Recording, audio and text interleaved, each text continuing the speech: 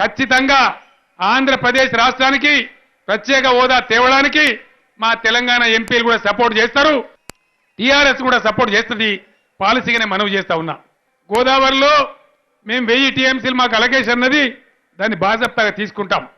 ఆంధ్రప్రదేశ్కి చెప్పినాం, మీరు పోలవరం ప్రాజెక్టు కట్టుకోమన్నాం, మేము పోలవరానికి అడ్డం రాలే. తెలంగాణ ముంచుతామంటే వద్దన్నాం, కానీ పోలవరం ప్రాజెక్టు కట్టడానికి కూడా మేము సంపూర్ణ సహకారం చేస్తాం. ఎందుకంటే నీళ్లు వేస్ట్గా పోతా ఉన్నాయి.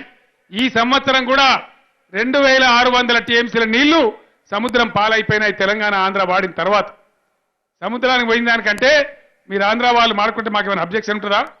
మాకేం ఉండదు. మేము కోరేదల్లా మా వాటా మాకు రావాలి, మా పొలాలు మారాలి, మాతో పాటు మీరు కూడా బతకాలని కోరుతున్నాం తప్ప నీలాగా రాజకీయాల కోసం అబద్ధం ఆడే వాళ్ళం కాదు. నేను అడుగుతున్నా, ప్రత్యేక హోదా గురించి మీరు మాట్లాడారు, సంతోషం.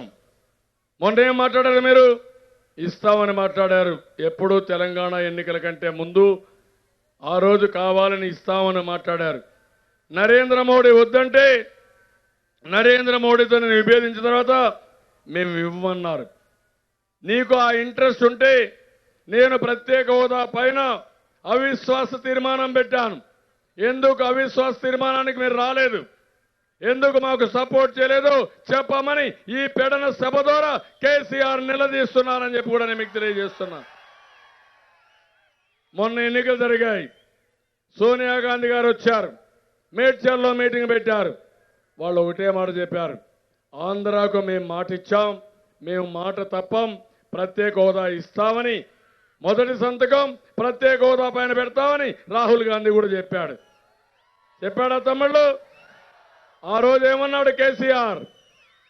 ఇవ్వడానికి వీలు లేదు, ప్రత్యేక హోదా ఇస్తే స్పెషల్ ఇన్సెంటివ్స్ వస్తే అన్ని ఇండస్ట్రీస్ ఇక్కడికి వెళ్ళిపోతాయి, ఇక్కడ ఎత్తిపోతామని అడ్డుపడ్డాడా లేదా తమ్ముళ్ళు?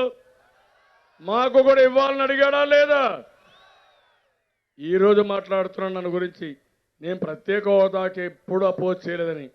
ఎప్పుడన్నా కేసీఆర్ వాస్తవం చెప్పాడా తమ్ముళ్ళు?